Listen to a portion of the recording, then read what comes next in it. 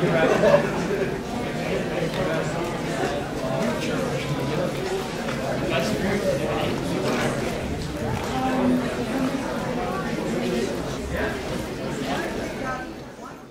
is my last little section. I get dressed right when I wake up. Don't want to hang out in my pajamas like I usually do on weekend mornings. Don't know why. I can't explain the need, but it's like there was something about the taste, the quality of the air around me when I woke up that made me realize it was essential that I be up, dressed, and ready to go. I head downstairs. Tess and Simon are sitting on the sofa, gawking bug-eyed at the TV. Anyone want some Lucky Charms, I say? There's the obligatory TV watching 3-second delay, and then Tessa says, uh-huh, and Simon says, yeah, please. I get 3 bowls, 3 tablespoons, tuck the box of Lucky Charms under my arm. Now normally, I'd make Tessa move her butt off the sofa and get her own, but last night's dream is still lingering in my mind. I snagged the milk from the fridge, 2%. I don't know why Mom won't buy whole milk. It tastes so much better. It's probably a dieting thing. Mom's always watching her weight. I go back into the living room, serve up Simon's cereal, not too much milk because he has a tendency to spill things. Once Simon's taken care of, I pour another, hand it off to Tessa. I set up my own bowl and sit down beside them. They're watching Rugrats, one of Simon's favorites. Tessa pretends she's above it, that it's too babyish for her, but I notice whenever Simon's watching, there she is, sitting on the sofa beside him, soaking it up. It's a cute show, it's harmless. I'll even watch it myself now and then.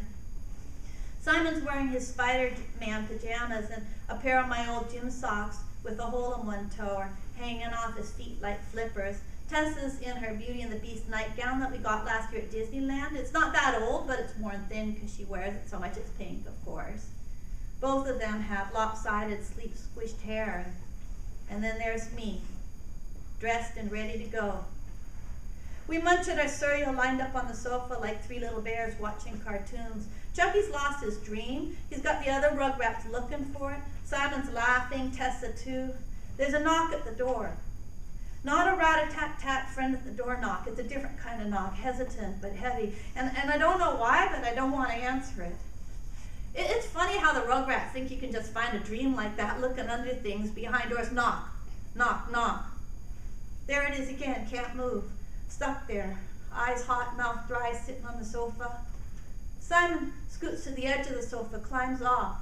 I can see the wrinkled imprint from his bedsheet on his face, and there's something about that imprint that makes him seem even more vulnerable than usual. His dark chocolate hair flops forward and he brushes it off his face with a sleepy fist, eyes still on the TV, on Tommy, Phil, Lil, and Chucky, looking for Chucky's dream.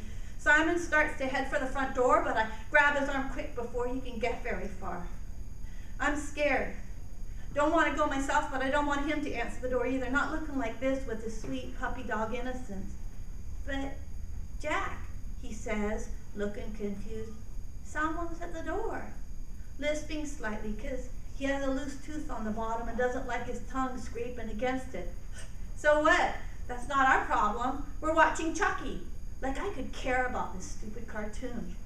Just because somebody comes to the door, I explain, my voice practical and calm even though I'm sweating all over, doesn't mean we have to leap up and get it. They'll just have to come back later. Why, Jack? He says, head tipping to the side. Why don't you want me to answer the door? I just don't, that's all.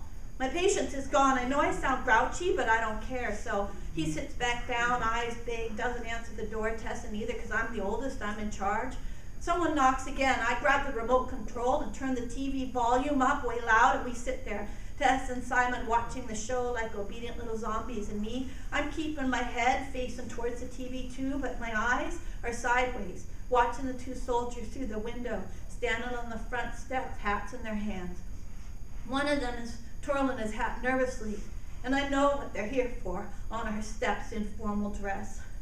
A commercial comes on, a blonde-haired, blue-eyed girl playing with some kind of Princess Barbie, so obviously Tessa's transfixed.